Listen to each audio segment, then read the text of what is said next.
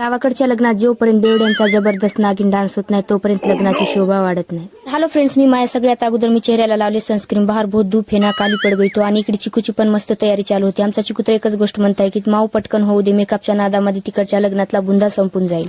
लग्न असतं दुसऱ्याचं फजिती होते आमचे. सोयरेधारे ज्याच्या लग्नाचा बुंदा खायला आले त्याच्या लग्नाचा बुंदा खाऊन जात नाहीत, पण दुसऱ्याच्या लग्नाच्या चांगर चौकशा करायची लई सवय असते सोयऱ्याधाऱ्याला. मी आईनात बघायला गेलो तर आईनाची हालत माझ्यापेक्षा जास्त खराब होती. ट्रेंडिंग रील शूट करण्यासाठी हँडबॅग आणली होती, पण चिकू देतच नव्हता, गळ्यात टाकून फिरत होता. कसतर मागून आणले, ट्राय केले तर जमतच नव्हतं, पण शेवटी जमलंच. ते रील मी नंतर अपलोड करणार. मग ताईसोबत आणि चिकू सोबत मस्त फोटो शूट केले. आणि आमचा चिकू लग्न लावायला निघलाय की मुलगी पटवायला समजतच नाही. मग आलो आम्ही लग्न घरी. मस्त इकडे नवरीची एंट्री होत होती.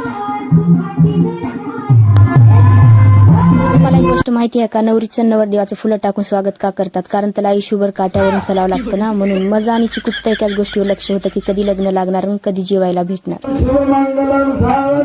आणि गावाकडची एक परंपरा आहे, लग्न लागल्यानंतर जांभळीचं पान तोडायचं आणि तोंडामध्ये चावायचं. आता ही परंपरा कुणी काढली काय माहिती, तुमच्याकडे पण अशी परंपरा आहे का? मस्त घरी येऊन चिकू सोबत मस्ती केली आणि इकडे यांचा मस्त डान्स चालू होता. दोघी बहिणी लग्न घरी बेवड्यांचा डान्स चालू होता. भेटूया नेक्स्ट